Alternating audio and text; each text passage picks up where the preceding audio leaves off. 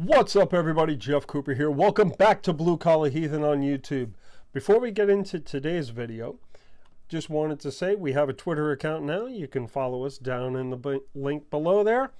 It's at BCHVids. At BCHVids on Twitter. Go ahead and leave us a message there. Leave us some hate mail. Let us know how you think we're doing. You know, tell us we're shit, whatever. We get some funny ones. We may actually read them in videos later on. Who knows? So that out of the way, let's get to today's video, which is going to be the exclusionary virtue of faith.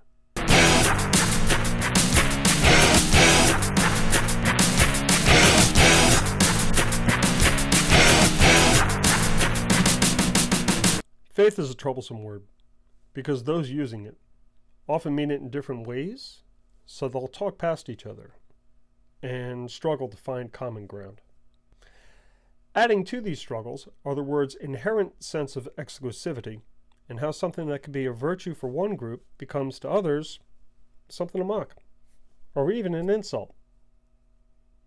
Sometimes I hear the religious try to equate faith with belief, that we atheists have faith, for example, in science.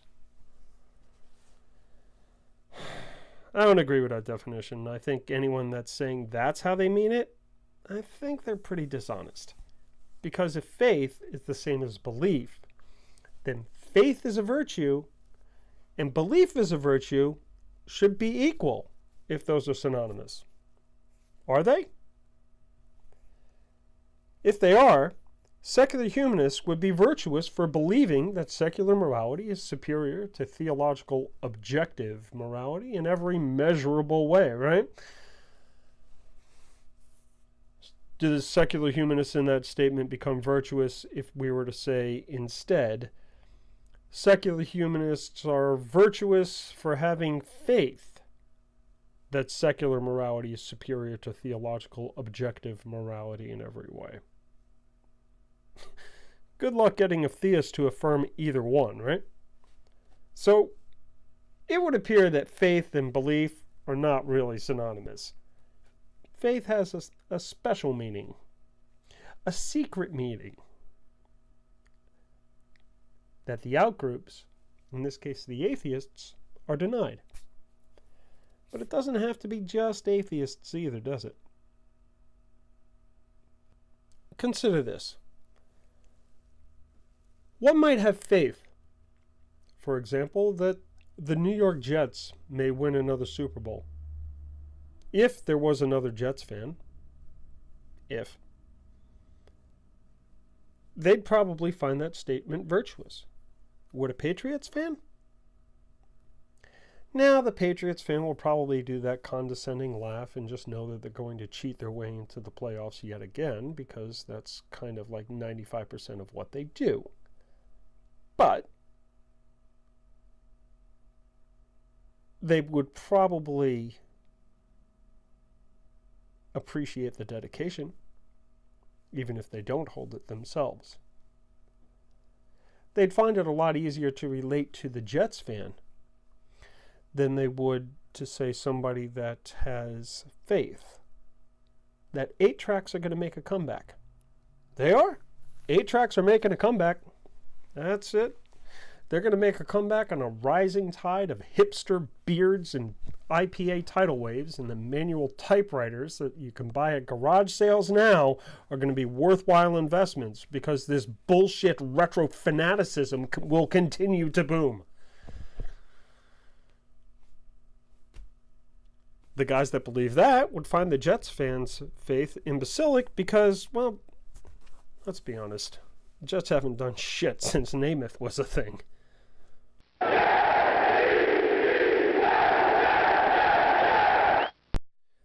These are quite similar how it's easier for a Christian to recognize the dedication of a person to a religion that is totally foreign to them, as long as it has a central deity at its core. It may also explain why Christians are very quick to assign anything that is secular as satanic, as they literally cannot comprehend a life without a central God figure. I think if you would oppress those that were so inclined to label things thusly, I'm pretty sure you'd find I was right. One could reasonably conclude that the exclusivity of faith is related to the familiarity of the object to which is being revered. The more foreign the specifics of the object of faith may be, the harder it remains to be inclusive. If one were to corner a theist and press them for a definition of faith, they're likely to wheeze Hebrews 11:1 into your grill. So let's look at that. Now faith is the substance of things hoped for, the evidence of things unseen. That's according to the King James translation. Now that translation says that faith is evidence. Other translations, like the NIV for example, don't use those particular words. But unfortunately, King James Version and its variants account for almost 40% of all the Bibles in the United States. So it may take a certain amount of hair pulling out to demonstrate that faith is an evidence of jack and or shit. But because this explanation has chapter and verse attached to it, the theists, particularly the Christians, are going to lend that a certain amount of weight. The atheist may be tempted to dismiss that out of hand. But I would say it would be an error to wave off Hebrews 11:1 too quickly. Clearly, the Bible preceded the dictionary, and though usage of words change, this one seems to speak directly to a usage we can work with, once you get over the bit about faith being evidence. To do that, I might suggest going over the definition of evidence. While someone's faith may serve as a proof to themselves, hauling that burden of proof to a place where somebody else might believe it can be problematic. Christian theists will cite faith as one of the three highest virtues that they have. Faith, hope, charity. And they'll point to 1 Corinthians 13 for that, which says, "And now abideth faith, hope, and charity, these three, but the greatest of these is charity." Now, you want to get into a pissing contest with them, you can point out that charity is the greatest, but this one is still important to them, so, we don't really have that many contentious discussions on charity. But is it really intrinsically virtuous? Why don't we look at an actual nonfiction book and see? According to Merriam-Webster, the definition of faith looks like this: allegiance to a duty or person, loyalty, fidelity to one's promises, sincerity of intentions, belief and trust and loyalty to God, belief in the traditional doctrines of a religion, firm belief in something for which there is no proof, complete trust, something that is believed, especially with strong conviction, especially a system of religious beliefs. Now that's a total of 8 different ways to use the word. But where's the virtue, really? Being loyal, keeping one's promises, being sincere in intentions, that all sounds nice. If you're loyal to someone for a good reason, if you make promises that aren't hurtful, your sincere intentions aren't harmful, sure. Why not? Belief and trust and loyalty to God, belief in the traditional doctrines of a religion. All right, well, if there's virtue there, that might hide from the atheist, but, you can't just take that and run with it, all right? And there's still more definitions to go with here. Firm belief in something for which there is no proof? Well, that sounds like faith to me. That sounds like a character flaw. Complete trust, well, that's just simply foolish. And believe something with strong conviction is the good way to keep being wrong about something. Wrong, wrong, wrong, wrong.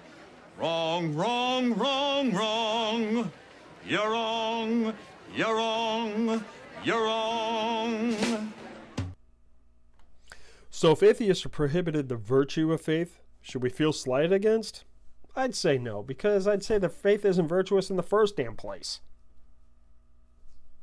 It's irrational by definition. It's unreasonable. It can't lead you to truth other than by accident, and it can't reveal secret power or knowledge.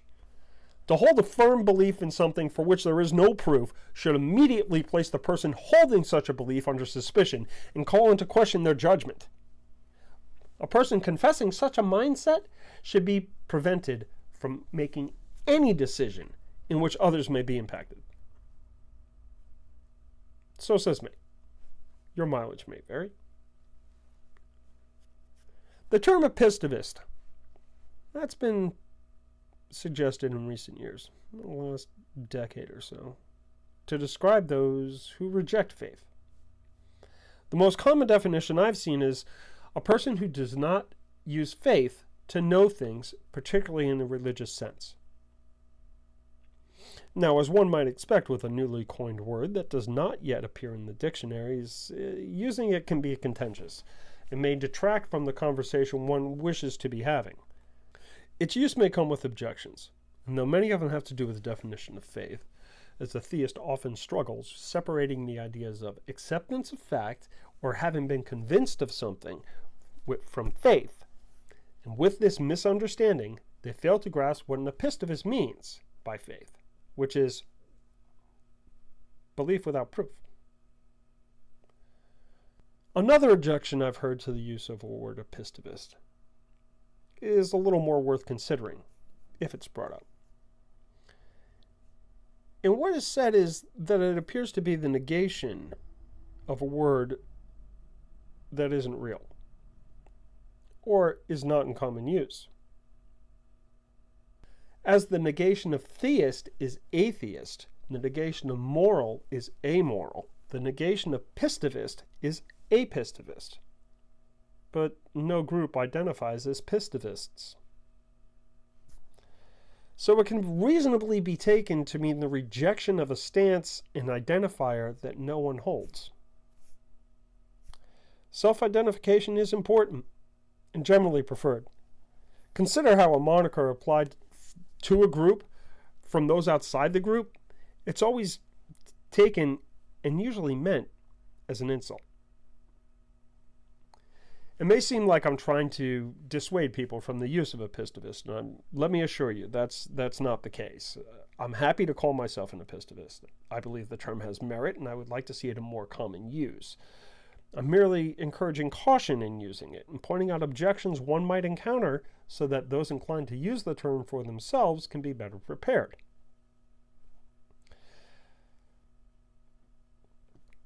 This is not a conversation that's going to easily find common ground. It's been going on for thousands of years. It isn't going to be cleared up in a 50-minute YouTube video by me. All right? Personally, I think faith is not a virtue. I think it's more akin to a character flaw. I'm happy to grant that it's the substance of things hoped for, the evidence of things unseen, because that just means belief without damn good reason, but in prettier language. There's no way it's going to light a pathway to truth, and because it's the method that every religion, competing ones that are mutually exclusive to each other, it is the same method that they all use to arrive at their God belief. I'd venture to say that if you need faith to believe in something, you should withhold belief until such time as faith is unnecessary to reach that conclusion. That's all we got for this week. Thanks for sticking around. Like, comment, share, subscribe, ring the bell, get the notifications. Go check us out on Twitter at BCHVids, and we'll see you next time. Take it easy. Here comes the music.